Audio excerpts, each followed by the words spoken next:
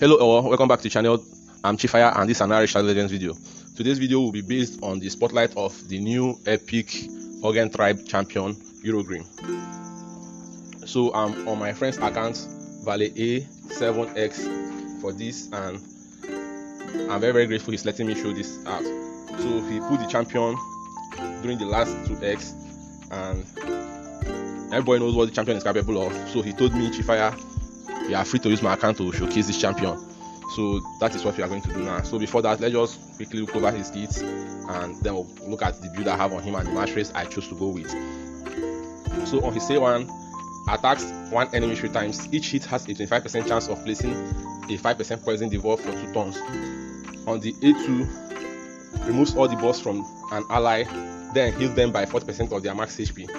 Finally, on the A3, places 5% poison debuffs on all enemies for 2 turns. Also places 15% continuous save on all allies for 2 turns. Now this A3 is similar to that of the Bad Alcazar, but this time around we are stacking 3 poison debuffs on the enemies instead of 2, which makes him better than the Bad Alcazar in terms of damage over time from the poisons. And then for his aura, he has a solid 20% in all battles, speed aura for 20% in all battles. And his A1, which is the only kit he has doing damage, is based on attack. So on this account, this guy has a lot going on for him. He has the Pavo clan boss comp, and then he has his unkillable clan boss comp, and his arena teams with the faction war teams, his Doom Tower team, and he doesn't want me touching them because he kind of play the game every day. So I made use of the available gears, and since most of his best gears are on the teams he has using, I couldn't take gears from them. The only few pieces I took was from the Bad Alcazar he was using to farm the Dragon 20. I made that for him earlier on, though I wasn't recording, I wasn't making contents then, so I couldn't showcase that. So for the total stats here, I went with the very minimum stats possible to clear this the Dragon 25 on auto.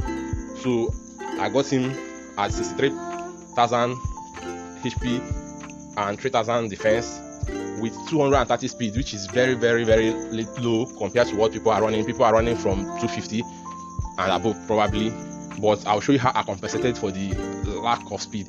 And then I went on to get him 280 accuracy, which is very huge. I could have gone lower for accuracy and increased resistance, but this was the best I could do with the gears I had. So the resistance is low at 309, but it's still decent resist. So let's look at the individual gear,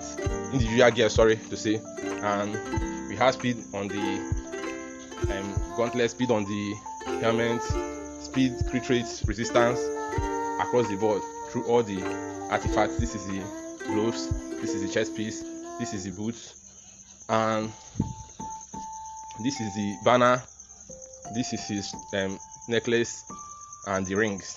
Oh sorry, that was a mistake. And this is the ring. I stacked HP as much as I could, went for speed, got as much speed as possible, and for the match race, which is kind of where I compensated for the low stats on him, I picked the support and the offense route.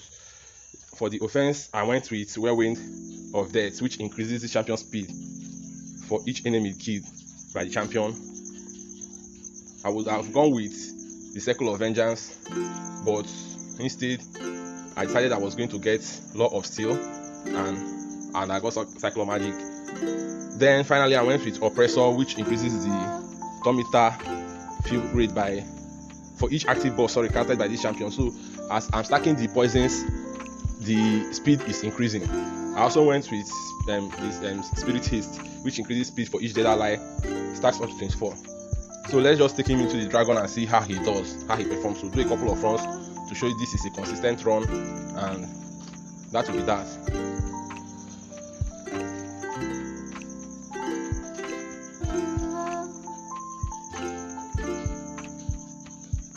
So right here we are now in the Dragon 25,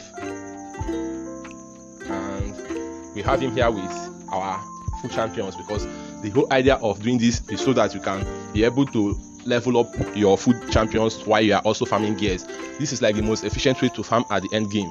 You want to get a 2-man team, a 3-man at most, and then you add in your food and you get your gears, your accessories, while you are also getting the food leveled up. And as you know, the energy takes a lot of time to refuel, so it's just like you do this over time, leave it on auto, and it will gradually burn up the energy while you are busy doing other things.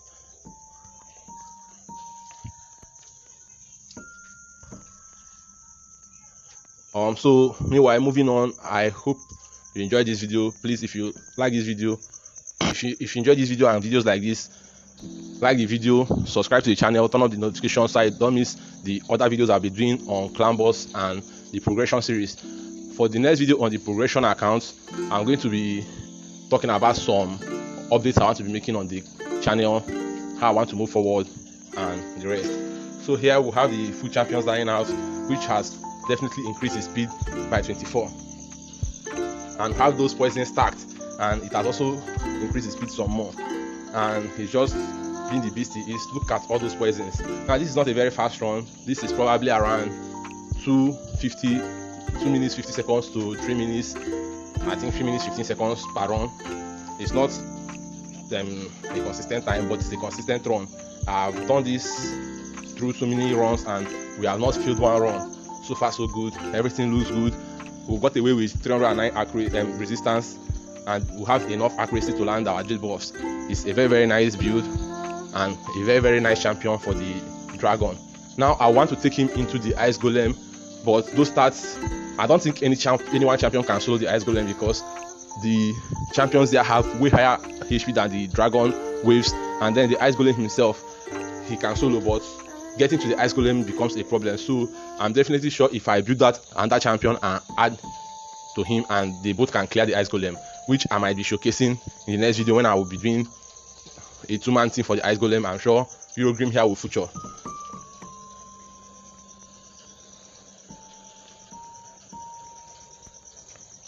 Sorry the runs are taking too long. I think I will end it after this one run, and we'll move over to the next thing possible. Possibly I'll be also putting out another video after this one for the progression account. Now the account has been on very slow progress, but it's not a bad progress. I think I'm doing everything possible to keep up with my playtime. I've been having issues with getting enough time to play the game. Real life have always come first, so no complaints. I'm prioritizing life over the game, but at the same time I'm doing my best to make sure I complete my dailies and stuff, but we'll talk about that when I get into the account. So here we are at the dragon at 2 minutes 47 seconds already, and I think this one will end probably by 3 minutes, which is not a very slow time. I think some food team comes doesn't even beat dragon 25, to talk of beating it at less than 4 minutes. It's a very good champion to have. If you have got one, let me know in the comment section, and let me know if you have the gears available to build him to farm. I built him in relentless and immortal sets to help with the healing, and also circle through his skills so he can get back to that H3 and stack the poison some more. And the next turn the dragon is taking is a dead man, and this is how he can now level food and at the same time farm for gears in the dragon, which will make it easier for him to farm speed gears, improve his arena team even more, and I believe he's happy with this build. Let me know in the comment section if you are going to be building out your UROGRIM, if you got one, if you put for him. Thank you very much for watching. Don't forget to like and subscribe. Till the next one, stay safe.